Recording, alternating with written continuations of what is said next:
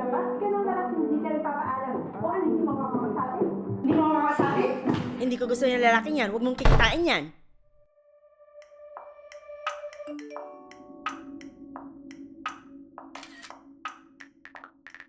If only I was close with my sister.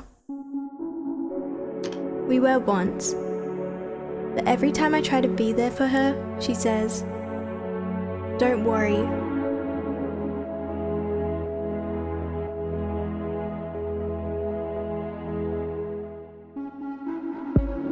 We went from being best friends to rarely making eye contact.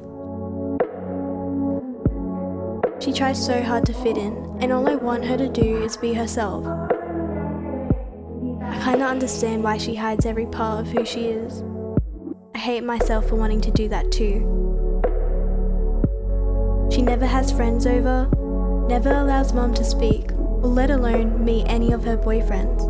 And she stopped speaking Tagalog at home years ago. She'll continuously fall for the guys that hurt her.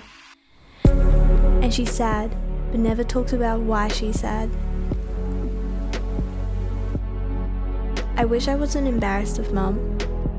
Her English is good, but people still speak to her like she's dumb. And it hurts me to see it. She's doing the best she can. But it's also hard for her to see what it's like for us. Oh, maganda ka sana mataba ka ng konti.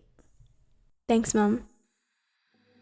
Every morning for 4 years, I went through a routine of throwing out the traditional Filipino lunches. It's not that I didn't want them. I feared the comments that would be made about them. Jacob Greenhill from 5th grade said to me, "You know, if you eat that Asian food, it'll turn you more Asian."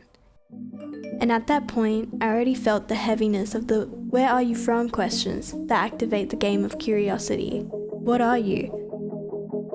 It's the eyes, nose, skin, but surely you're not Australian because you don't look it.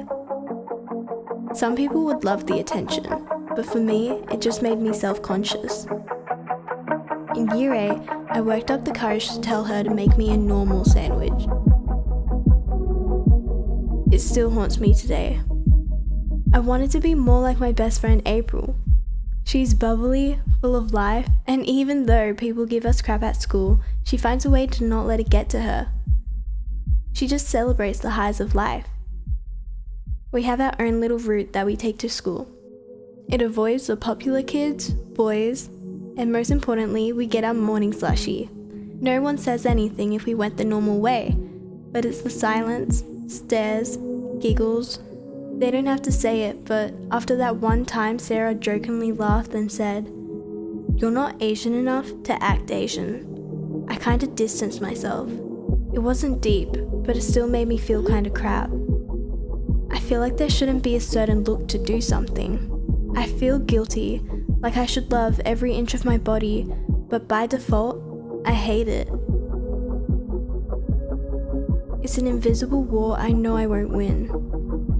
The saddest part of life sometimes is you yourself don't even understand what you're going through.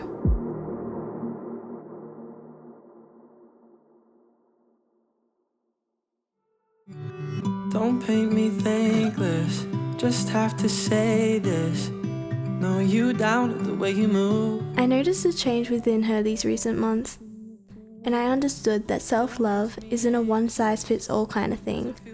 Sometimes I wish I could just hold on to these moments.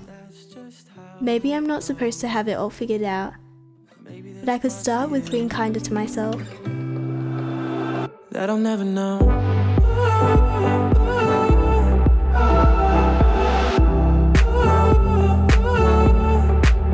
That I'll never know. Maybe there's parts of you.